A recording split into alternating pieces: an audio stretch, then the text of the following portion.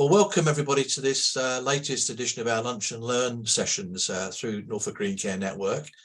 It's a pleasure to see you all today, and thank you very much for the introductions. I said at the beginning, if you'd like to introduce yourself in the chat and put any contact details in there, please feel free to do that. As I say, we will record today. I will let you have a link to the recording and also a copy of the slides that we're going to see from Sarah in a moment. Without further ado, I'd like to welcome Sarah Walker, who is the Nature and Wellbeing Manager for RSPB, Royal Society for the Protection of Birds, who's going to talk to us about nature prescriptions, and we've hopefully got loads of time for questions and discussion at the end. So over to you, Sarah. You should be able to share your screen, I think, if you try. If not, I can bring up your slides on my screen. Lovely, thank you very much. I'll give it a go. I use Teams all the time and never Zoom. So let me give that a go and see what happens.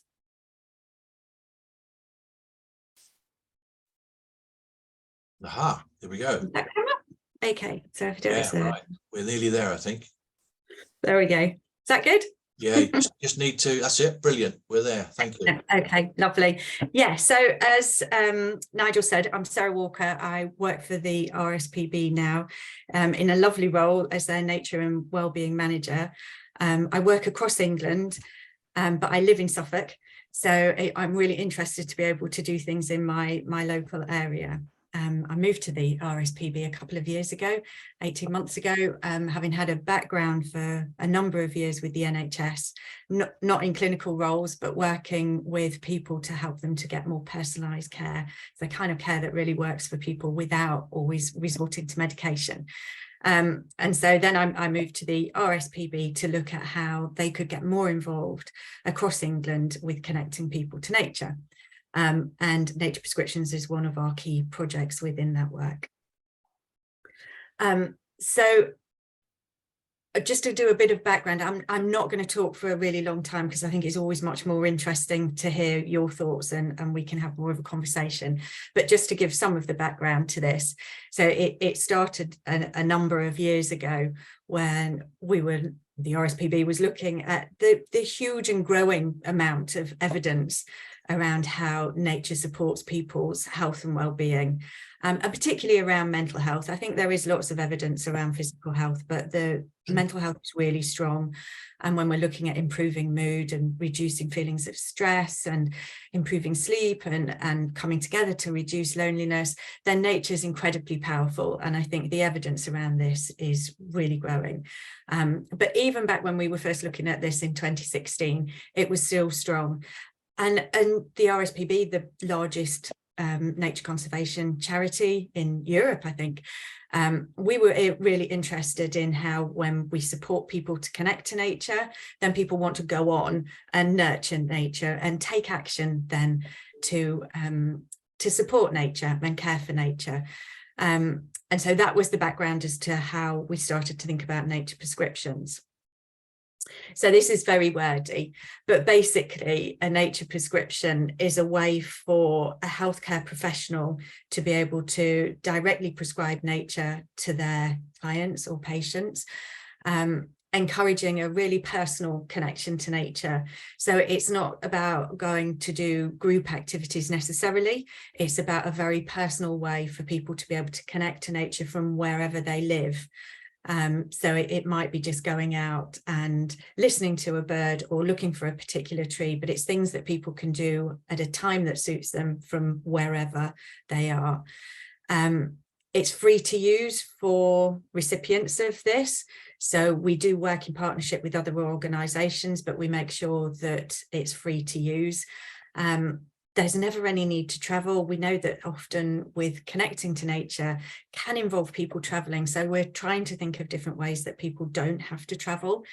So there isn't cost involved at all for people, either to use the nature prescription or to be able to connect to nature from any of our suggested ways. We found from evidence so far that they are often a springboard for people. So perhaps people who have been feeling very lonely or feeling very anxious and not able to go out and join group activities. So they can be a really lovely starting point of that very personal connection to nature from within your home or immediately outside your home, and then perhaps building confidence to be able to go further afield. But what we really would like to do is build that really lasting connection to nature for people, and then for people to build that desire to go on and protect nature and take action for nature. So it started back, conversations back in 2016, and then we started work in 2017 in the Shetland Isles. And it was just very much a conversation between one of our conservation officers and a GP there about, although the Shetland Isles are very beautiful, very rural. I haven't been, but I have watched it on TV.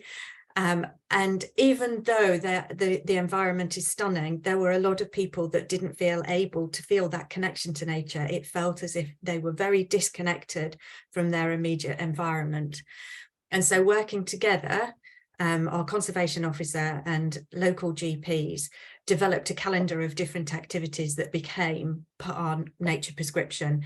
So the nature prescription is a leaflet that explains to people what the benefits of nature are, why it's really good for our health and well-being to connect to nature, and then a calendar of different activities for each month of the year, different ways that people can think about connecting to nature, and encouraging people to think about their own ways. So we ran that in Shetland, and most of the GP practices there were involved in that, and we had some really lovely feedback. And I think, again, you know, at that point, it was really seen as quite innovative. It's much more part of mainstream practice now, but back then it wasn't. And we had a huge amount of interest, and we had some really lovely anecdotal evidence from people taking part in that. But what we weren't sure about is whether or not we could transfer that to an urban area. So Shetland, obviously very rural, very small GP practices. Could we replicate that somewhere else where they're much busier, much more diverse people attending the GP practices? And could we do a more formal pilot? So that's what we did through 2020 and 2021 in Edinburgh. Obviously, this was during peak COVID time, so it was particularly difficult to run it then, but actually particularly important for people, I think, as well during that time. So we ran a pilot there with 5 GP practices, very urban area. And again, the results on that were really good. I've put a link, so when Nigel shares the slides, if you wanted to read more about that, then we've got a really good evidence base there. And I'll talk through a little bit of that, but it's a really good report. It's really strong evidence. So as I said, the nature prescription is a leaflet, and that's what it looked like on the left-hand side of our screens. That's what the front of the leaflet looked like for Edinburgh. Then for each month of the year, there's a number of different ways for people to connect to nature. And we worked really closely with the University of Derbyshire when we were developing these, and their 5 pathways to nature connection. So some of the things, I think it was Robert that was talking about this earlier, that building a really deep sense using your different senses, building up that feeling of connection and emotion. So we worked really closely with the University of Derbyshire to make sure that what we were doing is clearly evidence-based, and we were making really good suggestions for people. The people that the GPs worked with weren't any particular group of people, so we weren't suggesting that, you know, these work particularly well for people with anxiety or feelings of stress or particular physical conditions. And we just asked people who took part in it to tell us what they were going to their GPs with. So what was their primary aim of visiting the GP when they got their nature prescription? And as you can see, it's a whole range of different things, which I think is probably what we expected, and probably more of those were around people with mental ill health than physical health conditions. But I think it probably just shows, you know, for all of us, we all benefit from connecting to nature, don't we? We don't have to have a particular health condition to be able to benefit. So the way that we're moving forwards on this is that, you know, it's for anybody and everybody, and we're not working with particular health conditions. And then there's some of the feedback that we had from patients was really lovely. And there's lots more examples of this in the evidence pack. But it was people talking to us about how they haven't been out of their house potentially for a really long time, particularly during those awful COVID lockdowns. And it just gave them a very gentle way of feeling connected to nature in a way that suited them, rather than any expectation to go anywhere or visit anywhere or join any group. So I'm not going to read through all of the feedback, but there's lots of really lovely and really strong feedback from patients. 87% of patients said that they would continue with their nature prescription after our pilot. So in Scotland, we ran it very much as a pilot study, where we ran it for a period of time, and then we stopped offering nature prescriptions while we could gather the evidence and be clear that it was actually working for people, and the things that we needed to improve on as well. So it stopped in Edinburgh in 2021. I think one of the things that probably we weren't expecting quite so much was the overwhelmingly positive feedback that we got from GPs. And some of that was around their own experience of then being able to connect to nature. You know, they're using the calendars themselves. So some GPs were already feeling very connected to nature, but not all of them. And the overall feedback was very positive. It's a really simple set of resources for people to use. And I think that's probably just what's really good about it. You know, it is very simple for people to use, but maybe that's why it works so well. So we had lots of really good feedback from GPs as well. And I think there's the same statistic that 87% of GPs would carry on using it post the pilot study. And so then there was a break while all the information was gathered, and we could be really clear that this actually was working well for people. And as an organisation, as the RSPB, we should continue to look to roll it out wider. I started in my role in August 2021 and just absolutely loved nature prescriptions from the beginning. When I first read about them and then went to a webinar later that year, early the following year, thought actually this is definitely something that we could do in England. So they'd had somebody very much based in Scotland previously, but my work in England, part of that was nature prescriptions. But one of the things that I did think about was that GPs are not necessarily the best people for us to work with for lots of different reasons, but of course they're incredibly busy. It can be very difficult getting to talk to a GP. And so whether it would be, you know, they'd be willing to talk to me at this point about nature prescriptions, I wasn't completely sure about. But what I did know about from my background in the NHS was that social prescribers would be perfectly placed to offer this. It absolutely sits perfectly with the conversations that they're already having with people about what is important in somebody's whole life. So fortuitously, I was approached by the Peak District National Park to ask if the RSPB would like to partner with them to deliver nature prescriptions in the High Peak area of Derbyshire. And it was perfect timing for us. We were ready to be able to look at doing that. So we worked in partnership with the National Park and two social prescribing services, the two services that host social prescribing link workers in the High Peak area of Derbyshire. It was really supported by the primary care networks, and we had a really lovely, or still have a really lovely GP champion who took the role of talking to his colleagues in the primary care networks. So we developed a new leaflet and a new calendar that reflected the High Peak, and we launched that on the 3rd of January this year, and so far it's going really well. We've had some lovely feedback, nothing formal yet. We'll gather our formal feedback a bit later in the year. But some of the stories that are coming back from people is really positive. We've had one particular chap who has hardly left his home, lost all interest in his previous interests outside, all due to COVID, really. I think he's really struggled since the first COVID lockdown. He's had a nature prescription.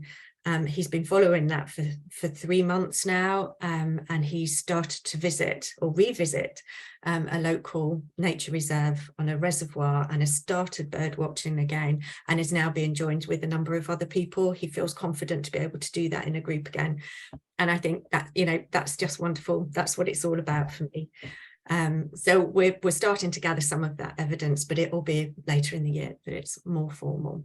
So we're looking to work with other partners as well, and thankfully Norfolk and Waveney Integrated Care Board are very interested in working with us on this, which is hugely exciting. It'd be really lovely for me personally to be able to do something in an area where I live. So in Derbyshire, we produced a new prescription. So you can see from the photograph there, that's the front page of their prescription leaflet. So it very much reflects their local area, knowing that people like to feel a connection to place as well as a connection to nature. So we've got the iconic Heathermore for them. Then the inside of the prescription leaflet looks like that. So it talks a little bit about the evidence that we got and why it's important to connect to nature. And then the back of the leaflet was just some local organisations where they could go. If people wanted to go a bit further afield, then there's some ideas for that. And then the new calendar that we've developed for the high peak, this is an example of what January and February look like. It's printed on really high quality paper, but it's got really strong environmental credentials. I don't know exactly what they are, but I know that the RSPB are very strong on that. But the social prescribers were really keen that we printed this, because they felt that it worked well for them to hand this to people as part of their conversations, rather than it being a digital materials. So for each month of the year, we've got 10 different ways for people to connect to nature. Many of those are things that people can do from within their homes. So if it's people that don't feel comfortable about going outside, they can be done from within their homes. Some of them are directly outside, so it might be standing outside and feeling the wind in your face. It might be going a little bit further afield and looking for a local tree and feeling what the bark feels like on one tree compared to another tree. And one of the suggestions for each month of the year is to go a little bit further for when people feel ready for that. So we've got, like in January, there's a suggestion of a walk in the Peak District using the Miles Without Styles website, so that it's accessible for people.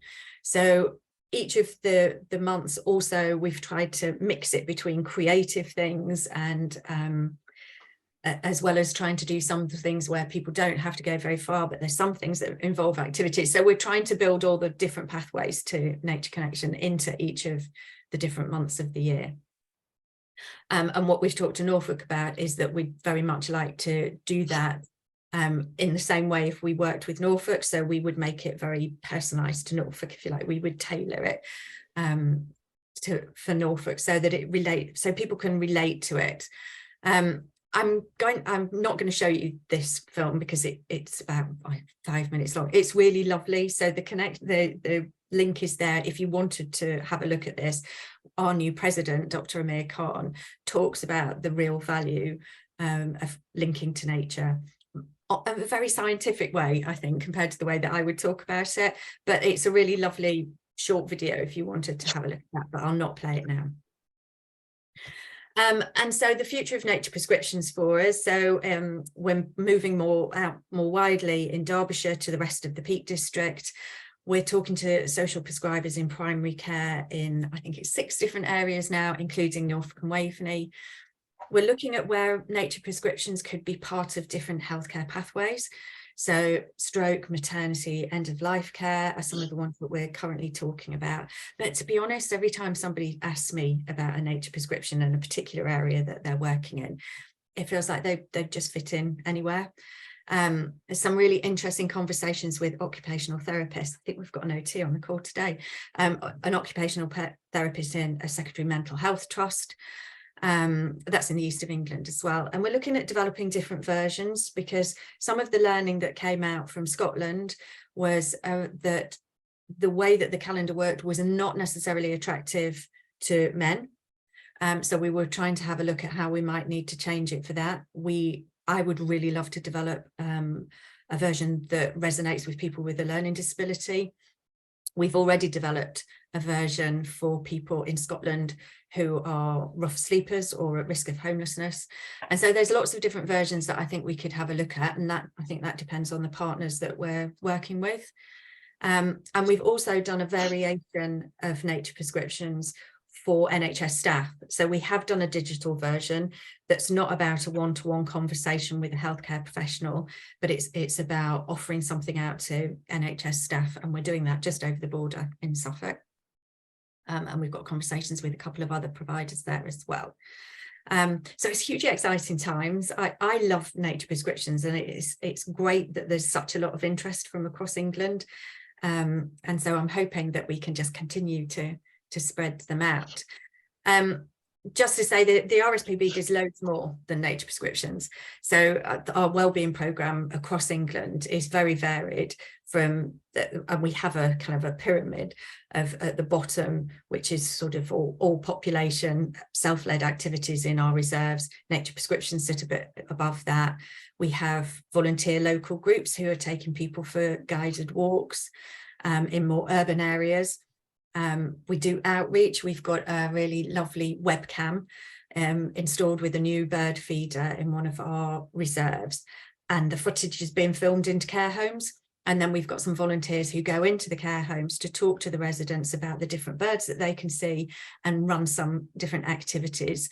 And those care homes are particularly for people living with dementia. So I think that it's just a lovely way of us being able to reach people who can't come to our reserves for whatever reason that might be. And then our reserve-based activities, which are probably the ones that, if people think about how the RSPB might get involved in wellbeing, it might be that we run activities on our reserves, which we do, but there's more to us, I think, than that. And it matters to me that we're taking nature to wherever people are, rather than always expecting people to come to us. And then we have some really good partnerships, because what we will never be as an organisation are experts in health. I mean, we're about conservation and nature, but what we do know is that if we work in partnership with organisations that do have those skills to support people with more complex health conditions, then we're able to open up our reserves and people can come. And there's really good examples of that in Norfolk and Suffolk, where we work with the Green Light Trust. So we a part of our reserve is made available free of charge, of course, and then people can come in and do different activities, which is lovely for us, because it means that we're reaching different people and they can see how beautiful the reserves are. And so that's it. That's all I was going to say. I hope that made sense. It'd be really lovely now. I'll stop sharing my screen and then to hear what your thoughts are. And also, there's going to be a working group set up for Norfolk and Waveney. So if anyone is particularly interested in that, then my email address is there. So it'd be really lovely for anyone else to be involved in that. I did a presentation a few weeks ago to social prescribers across Norfolk, and they were really interested in getting involved, but I'm really quite keen that we widen it as well. So if there are other people interested in being involved, that would be fabulous. So I'm going to stop sharing my screen now, I think. Thank you very much, Sarah. That was absolutely fabulous. Just so much innovation and, well, simplicity as well, I think, and really the power of keeping things simple comes across. I've got several questions I'd like to put to you, but I'll open up first of all. I think we've got a small enough group. If you want to ask a question, please just raise your hand on screen and we'll take it from there. Anyone like to kick off? Go on, someone be brave. Lynn, well done. Okay. Hi, Sarah. That was just really inspiring. It was brilliant. Really enjoyed it, and lovely to hear everything that's going on. And as you say, we tend to think of RSP being reserves, etc. But it's great to hear that you're doing so much outreach work. That really is fabulous. It's like, the RSPB is really almost not changing its identity, but it's becoming a lot more than it used to seem to be. Yes. One of the main issues I come across in my various work is actually getting to the people that need the sort of thing that you're talking about. And we've been one of the things I work with is the Nature Project near Fakenham at Kettleton. And we've tried working with social prescribers and GPs, and to be honest with you, it's not terribly successful. And I guess it all depends, who they are, where they are, how busy they are, etc. But it is a bit of a block, and I found that in various ways. And also, you know, okay, so much is online now, and we're talking about all these different websites, etc. But there are a lot of people out there that don't use computers. So my question really is, have you thought of other ways of being able to get in touch with people that really would benefit from all this wonderful nature out there? So yes, you make some really, really good points. So our starting point is working with social prescribing link workers. And I think this is because I saw the opportunity for this being part of the conversation that they're already having. So rather than asking a link worker to refer on to something, you know, whether it's a group activity or to go somewhere, it's very much part of the conversation that they're already having. So it's a bit of an add-on to what they're already doing, but really complementary to those conversations that they're having, which feels a little bit different. So our starting point is social prescribing link workers and other healthcare professionals. So we are talking to occupational therapists and physiotherapists in different parts of the NHS, but we made the decision that we would start this in the NHS. In the hope that that did enable us to reach quite a number of people, but accepting that that's never always going to be the case. So I suspect where this will start to go is that we'll work with other community groups so that we can reach more people that way. And I completely agree with you about the digital side. So the only digital work that we're doing with this is with healthcare professionals. So we've done a version that's available on a hub in the NHS in Suffolk, but the rest of this it's printed materials, and they're designed to be part of a face-to-face conversation. If link workers choose to do that, you know, a telephone conversation because that's how they currently work, then that's their choice. But the link worker feedback that we got was that they just love the materials. They're done in quite a beautiful way. And I do know that in my background in the NHS, you'd often be given scruffy bits of paper, you know, they've been photocopied 20 times. And so by the time it gets to the patient or the client, it's all looking a bit tatty. And so we wanted to do this in a more beautiful way, I suppose, that so it put a value on the project, but actually that people felt valued, that we're giving them something that really matters and that hopefully they'll really enjoy. So I'm totally on the digital side. I'm one of them. No, it's fine. Oh, sorry, I was just listening in. Yeah, so I don't think that this will ever move to be a digital format. Because it needs to be part of a conversation. It can't ever be something that just sits on a website and we hope that people look at that. It needs to be very much part of a conversation with somebody about what's really important in their whole life. And this is why nature's important. So I hope that's a good question. Yeah, thank you. Yes, thank you for that. I'm involved with publishing a local sort of community news paper thing. So would it be possible for that somehow to get in, you know, for your leaflet to somehow be printed in as part of our local news sheet, do you think? I think how would that work? I think if we go ahead with Norfolk, which I'm hoping that we will do, then maybe it's something, you know, a piece about the way that it's working across Norfolk. So we're less keen about, well, we don't have a way of linking to a leaflet because it's not stored anywhere on our website either. But, you know, we could put photoshops of something that in, but then maybe write an article about what's happening across Norfolk, and then if people were interested, they'd know the route to be able to go through to be able to access the nature prescription. Yeah, well, I'll be in touch with you about that then. Yeah, that's okay. That sounds great. Thank you. If I could just pick up on a couple of points there, Sarah. I mean, it's very interesting the way that you've started this, and for all the reasons you've said, you've begun with the social prescribing route, which makes a lot of sense, and it's obviously been very successful. I was just wondering about the idea of different versions and also picking up your point about digital versions. I think there's a wider value to be had from this than people that perhaps, you know, come through the GP route. And it's one of the things I say when I'm involved in the discussions about social prescribing, that in one sense, we're all social prescribers, or we could all be social prescribers. If we know that someone is in, need of help, then, maybe helping them to connect with nature is something that we can all do. So I was just wondering, I mean, one option might be, and I know you said you perhaps don't favour the digital route, but there are applications out there, things like Go Jauntly, people may be aware of, which is about, you can put on your own walking route and you can find local walking routes in your area and you can access them on your phone. I'm just wondering whether that might be an option with that sort of broader market in mind, if that's the right term.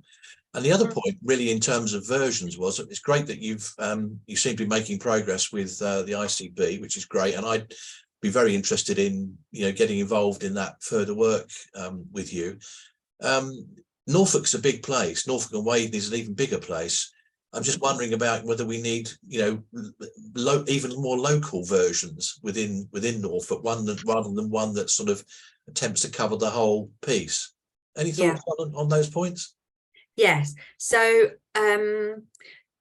so some of the feedback that we got from Scotland, from the patients taking part, was that it was almost about being given permission to spend time in nature. So I think sometimes it can be seen as a real luxury to take time out of your busy days to just go outside for 3 minutes. And so some of what patients were saying is that because it's being part of a conversation with a healthcare professional, it almost validates, and it shouldn't be like this. I'm absolutely not saying it should be like this, but it is how they were telling us they felt, was that if they're given this as part of all the other medication and care packages that they're receiving, then it is almost permission to go and stand outside and feel the rain in your hair. And that's a really positive thing for people to do. So I'm really keen on keeping along that, because that's where our evidence is really strong. I think we are having conversations actually with the University of Derby about different versions and digital versions, and they have links with Go Jauntly. I am a bit nervous. not nervous, that's not the right word. I'm quite precious about our nature prescription because it's really strongly evidence-based. Yeah. So I think I'm always happy to look at new ideas, but we know that the way that we works for people, that the feedback that we've got from patients and clients is really strong. So for the moment, I think we're carrying on down that route, but that's not to say that once, we're a bit more established and we've gathered more evidence, that we wouldn't go wider. I'm not really saying it should be either or. I think what I'm saying is maybe there's scope for developing different versions which might be digitally based that are appealing to a different audience. That's really my point, I think. Yeah, absolutely. And it still feels really early days. It was only the 3rd of January that we launched, and so it's all very exciting. And I do think that the wider that we can do this in different channels, then the better, because at the end of the day, what we want is for more people to feel connected to nature. And your other about different versions for Norfolk. So that's the approach that we're taking in Derbyshire. So we've developed a calendar that is for the High Peak, and we're just looking at developing one for the Derbyshire Dales. So I think it will be very similar, but a little bit different, so it feels relevant to the people that live there too. And a bit flatter where we are. And I suspect that for Norfolk, maybe we want to do something for Norwich, and then maybe something more rural. Maybe we want to do 5 different versions. Who knows? And I mean, we're completely up for being guided by the people that we're working with in Norfolk for that. If we want to do more versions or fewer versions, that's fine. It needs to resonate with where people live. And a lot of what's in that calendar, it doesn't matter whether you're living in Norfolk or Derbyshire or Edinburgh. A lot of it's the same, but not all of it. And I think some of the images, it's important that we included images that are relevant to people. So, again, some of those might just be of bumblebees on blossom, or a blue tip, but it might be nice to have something of the North Norfolk coast or something, a park in Norwich. So I think that's to be guided by the working party that the ICB want to set up. Yeah, I think I'd agree with that. I mean, it seems to me if you're going to target local areas, then it would be very engaging for those people to know that you're saying, well, take a visit to Eaton Park in Norwich and see if you can find X or see Y, you know, and likewise, you know, in different parts. You mentioned the coast, you know, having its own distinctive nature features, shall we say. I think that would help to, not, the phrase isn't to sell it, but you know what I mean. I think engaging people in their local area, very, very good. Yeah. That's from me. Any other questions, people? Sarah, sorry, thank you. I'll get it right one of these. Hiya. Yeah, no, Sarah, it all sounds fantastic. It's really lovely to hear. I agree, it would be great to have ones for different areas, and it would be really fun to be involved in it as well. I have a little bit of a connection with the occupational therapy school at the UEA. So wonder would be great to connect with them and play the long game, really, if we and they could take it out, couldn't they, on their placements and then later on into their workplaces. Yeah, and it feels very much that occupational therapists are really ideally placed, aren't they? They've got the time to have a conversation, but without it adding on lots of extra work. It should hopefully just fit in with the conversations that people are already having. Yeah, and you're using meaningful occupation to increase your well-being. It meets perfectly together. Yeah, and it'd be really interesting to get your thoughts on the calendar as to whether, you know, we could do something slightly different to you know, I don't know, but we're always up for looking at whether we need to tweak the calendar to make it more relevant to different people. Yeah, great. No, I'd love to collaborate on that. Yeah. So lovely. Just to add, again, without detracting from what you said, Sarah, I mean, the network has got good links with the UEA Health School and various other parts of the UEA organisation. So again, we can perhaps facilitate those connections in the way that you were saying, Sarah, which would be very useful. Yeah, good. Any other hands, folks? Natalie, I'm wondering what you're thinking from the Wildlife Trust point of view. Is this the sort of thing that you're thinking of doing? And I mean, is this an area where collaboration is an appropriate word? Yeah, so thank you, Sarah. It's really, really interesting, and I've had to look at the website as well earlier, and it's really inspiring what you're doing. So I've really enjoyed that talk as well. Thank you. I think we're quite in the sort of early stages of this kind of area of work. It's something we're really keen on exploring further, and we've actually just had a really good meeting with the CEO of the Green Light Trust, who work in Norfolk and Suffolk. So we've been talking about them doing some of their workshops on our nature reserves, for example, and teaming up with them with our new Sweetbriar Marshes Reserve and kind of working with them there. So we're definitely starting to explore this area, and always open and keen to talk to others and partner up and support where we can. So I'd love to stay in touch with you. And you know, I appreciate we're different NGOs, but you know, I think we all recognise that we need to work collaboratively for the benefit of nature and people. So yes, it'd be great to stay in touch with you and learn more from what you're doing. Yeah, brilliant. And is that Tom from the Green Light? Yes, yeah, he's great, isn't he? He's absolutely brilliant. I love the work that they do. And yeah, interestingly, so I can't say which area of the country because we haven't quite signed up yet. But there's one area that we're talking about rolling nature prescriptions out in the same kind of model with social prescribing link workers, but we're doing that collaboratively with the local Wildlife Trust. Oh, brilliant. So part of what we offer as our package is training for link workers so that they can kind of experience nature connections. But in the area that we're working, in this new area that we're working, the Wildlife Trusts are already really heavily involved in a green network there that provides training. I can't remember what the role of the people were, but that's already really well embedded in that area. So it doesn't feel comfortable for me to then run something separately. So yeah, of course. Do nature prescriptions, but the Wildlife Trust are going to do the training element of that.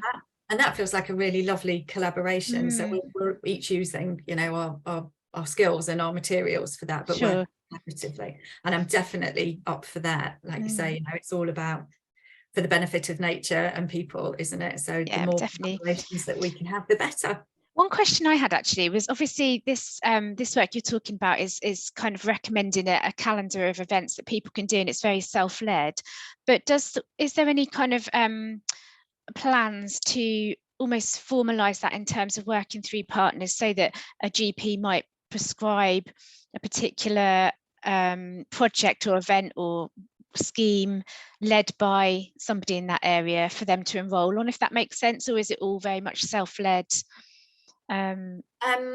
easy to access?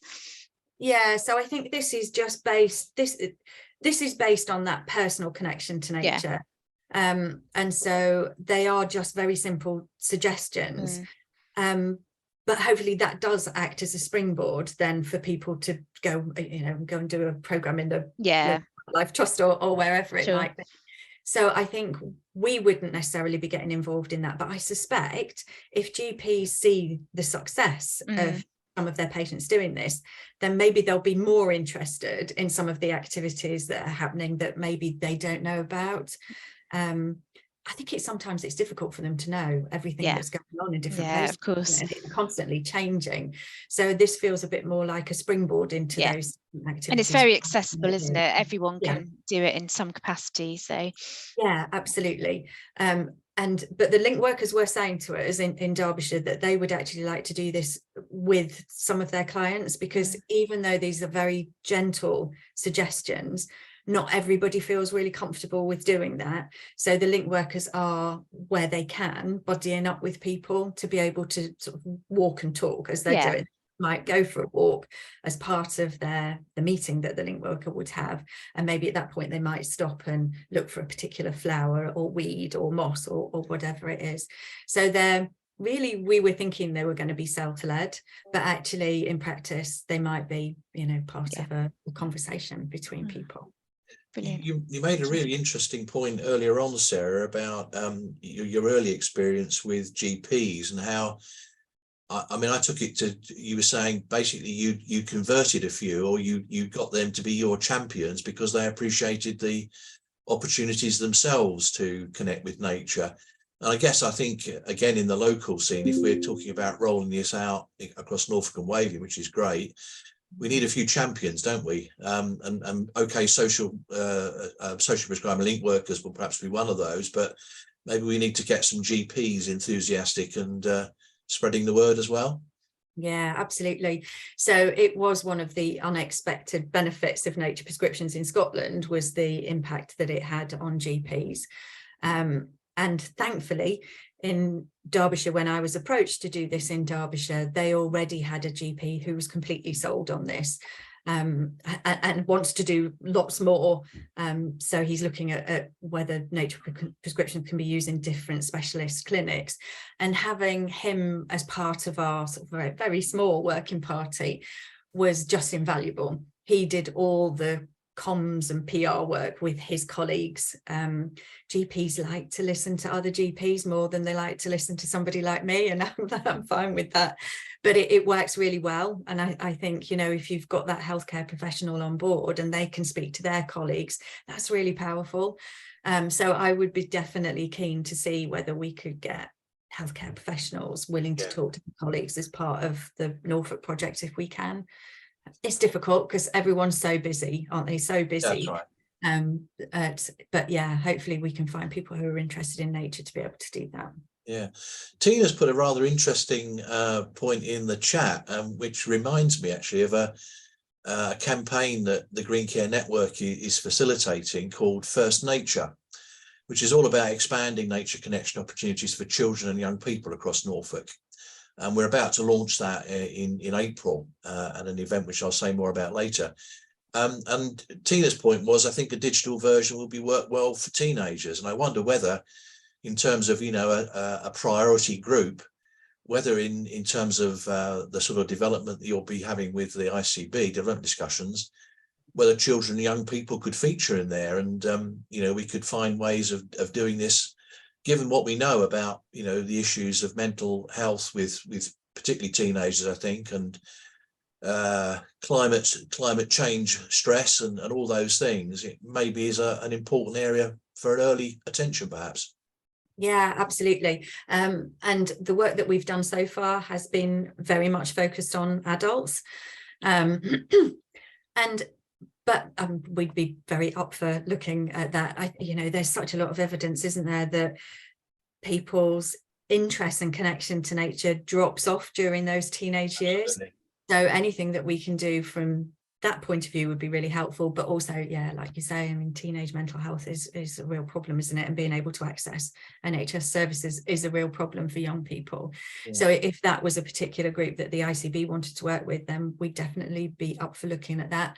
And I think we'd have to look carefully at the materials, and particularly if it was around children rather than young people, and just, obviously we need to be really clear about safety and so on. Absolutely, yeah. So it would need quite a bit of work, but it'd be certainly work that we'd be up for looking at doing. Right, Katie, you had your hand up. You have got a hand up. Yeah. Thanks.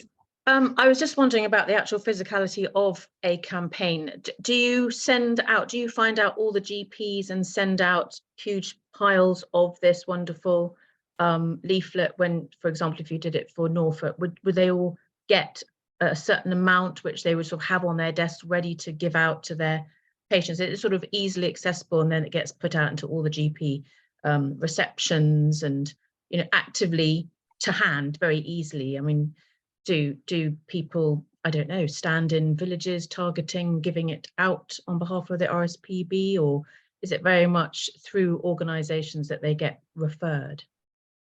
So it's not about going in GP receptions. It is very much they're available and handed out as part of a conversation. So for Derbyshire, and I suspect for Norfolk, if we're doing that through link workers, the link worker would have the pile, they'll have a pile of prescriptions and a pile of leaflets, the calendars ready to hand out.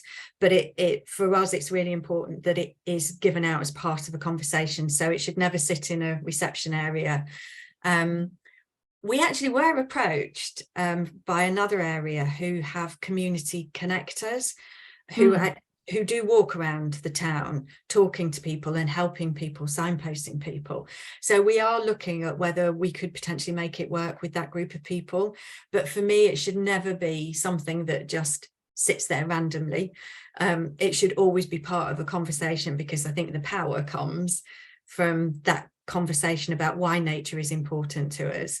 And then here are some ideas as to how you can connect to nature, rather than it just, just being handed out or being on a website with all the other things that are available to people. Yeah, could easily get lost.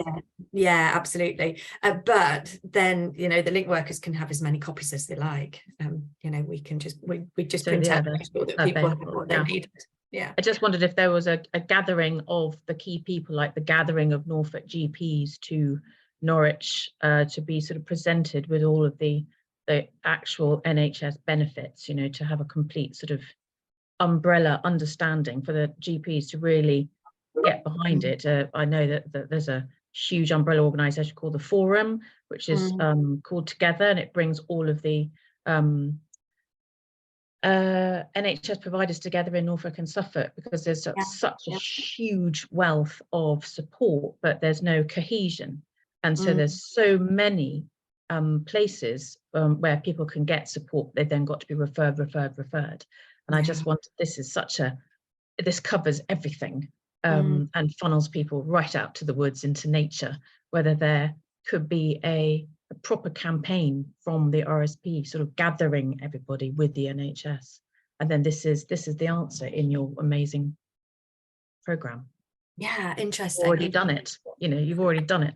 And I know that the NHS has recently been given massive funding. It's been in the white paper, social prescribing, and Norfolk and Suffolk have definitely been given they've been approved for massive funding for exactly this kind of thing, to actually get it out to people. Yeah, and maybe that's a conversation to have if the ICB set up a working party. Yeah. Because the wider we get this out, the better. The more people we can get benefiting from this, then great. So any ideas? That's like what I was thinking, billboards and posters, and to have it in GPs when people are very shy and have gone in repeatedly with skin complaints, upset stomachs, and they might go, gosh, why don't I go out to nature? Gosh, here is a leaflet exactly explaining, and to be nature ambassadors. Yeah, and whilst we're really keen on starting with link workers, we know that there will be some interested GPs. And if they would like to offer that in their GP practices, then brilliant, we can do that. It didn't feel like the right place to start, because I think I wouldn't have been able to get through the door. No. But we've got to start somewhere, and then we can just go from there. and yeah, I mean, if some kind of campaign where we had posters that directed people of where to go to then have that conversation would be amazing. Yeah, and all the local newspapers and magazines, they could, it could be on Earth Day, or Norfolk Bird Day, or whatever. Yeah, absolutely. To tell everybody, to get everybody behind it, and you would have already have created the answer. Yeah, absolutely. Okay. Well, join the working group, Katie, and then we can carry that on. Yeah, I'll stand on any street corner and tell everybody. It's what I talk about all the time, constantly dive into daffodils and marvel at nature. Yeah. Okay. Oh, well, it'd be lovely to think about that a bit more with you, Katie. I'd be definitely up for that. Okay. Yeah. We can make those connections after today, which is great. We're coming to a close, I think. But one final question, Tabitha. You've put a very interesting, quite challenging comment in the chat about, I guess. Let me just paraphrase it. The challenges to existing providers of nature connection, such as Tabitha, from new things that come along and are deemed to be worthy and get funding and so on. Is there, I'm trying to turn this into a constructive point, is there some way in which this project, Sarah, if I can call it that, can work closely with the existing projects that are giving nature connection opportunities? We've heard about the Green Light Trust as one example. Tabitha, you've described your setup, and there are a number of other relatively small independent providers of, it might be gardening opportunities, it might be animal interaction opportunities and so on. Is there some way we can weave this into working with them as well, Sarah?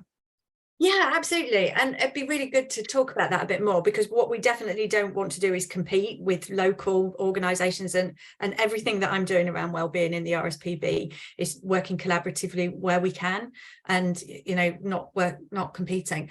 And I think there is something about this. It's not competing with somebody who's running an allotment or a garden or any activities on a wildlife trust, because it's probably aimed at those people that don't feel ready to do that yet. But if we can be that step towards going to those things, then for me, that's a really good thing. And so maybe there's then something about, I don't know if you have a directory of services, or I don't know, that's something for us definitely to explore, that we could connect into this. So I wouldn't want to compete. And it does feel as if there's room for all of us. And nature prescriptions aren't the same as somebody going to a garden, which feels like we could put something about that on there as well. Yeah. I think you make a very good point, and it's part of the wider debate we've been having about social prescribing and where it's at locally and where it goes. I think there is a lack of information about what is already out there and the value that those projects are already providing and contributing.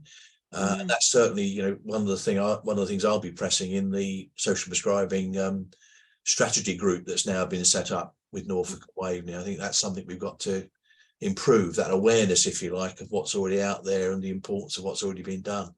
Yeah, well, I appreciate how difficult it is. We tried to run a series of guided walks and different activities on one of our reserves, and we just didn't get any take up. And we were, they were all free. We didn't get funding for it. But it was just impossible for people to reach us. And so I do understand the difficulty in some of this, and I'm always up for a conversation how we can work collaboratively. Great. Well, thank you. I think we've come to pretty much 1:30. First of all, thank you very much indeed, Sarah, again, for a fantastic presentation. You will have gathered from the questions and discussion, I think there's a lot of enthusiasm for rolling out what you've already done locally, and obviously that's a subject for further discussion, really. I will be circulating, as I've said, an email around to everybody after today. Can I just take a quick straw poll? I know you've all, perhaps some of you put your contact details in the chat. are you all happy for me to share your emails within this group, and also to those that registered that weren't here today? Yes. Anyone object to that? No? Okay, well, I'll do that. And that'll give you the opportunity to contact Sarah, obviously, and maybe contact each other if you want to do that as well. Thank you all again for coming today. I hope you found that useful. I think it's been a fascinating session. A couple of quick plugs. Earth Day was mentioned, I think, by Katie, and Katie and one or two others on the call today. I'm pretty sure are going to be with us on an event at Haveringland Church on the 22nd of April, which is Earth Day, when we are launching a number of things, including the First Nature campaign that I mentioned, and also a more local, what's called Living Landscape project to improve biodiversity in our local area. If anyone is interested in having a display or a stall or getting involved in that event, please get in touch. Otherwise, you're going to be very welcome to come and see what we're doing. 10 till 4 on the 22nd of April, Haveringland Parish Church.